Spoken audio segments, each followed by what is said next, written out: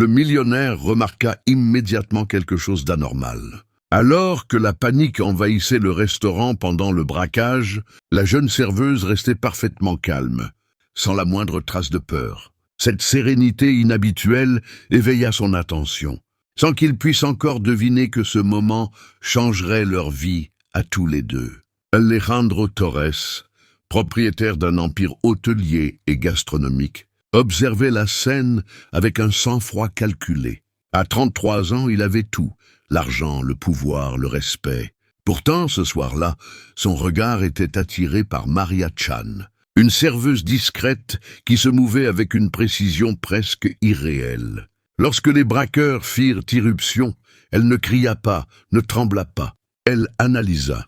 Puis, en quelques secondes fulgurantes, elle neutralisa les trois, hommes avec une maîtrise digne d'un entraînement militaire. Le silence stupéfait qui suivit fut plus éloquent que les applaudissements.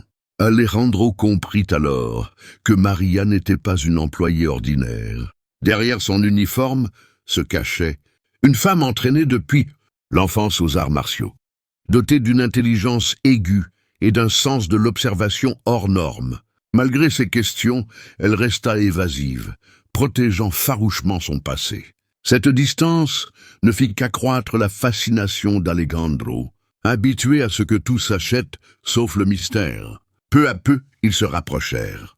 Pas par des promesses grandioses, mais par des conversations nocturnes, des repas simples et une honnêteté rare. Alejandro découvrit que Maria fuyait une famille qui avait tenté de la vendre dans un mariage arrangé, et un homme puissant, prêt à tout pour la récupérer. Lorsqu'elle fut violemment agressée pour l'intimider, Alejandro comprit que rester spectateur n'était plus une option.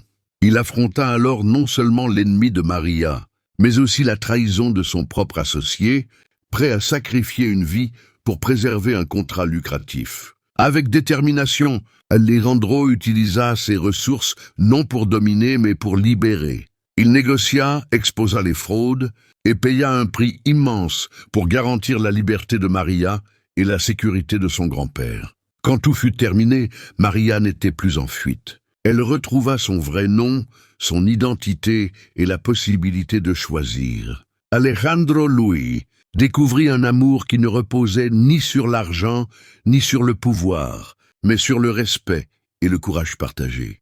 Ensemble, ils bâtirent une vie nouvelle, prouvant que parfois, les plus grandes histoires d'amour naissent au cœur du chaos et triomphent, là où tout semblait perdu.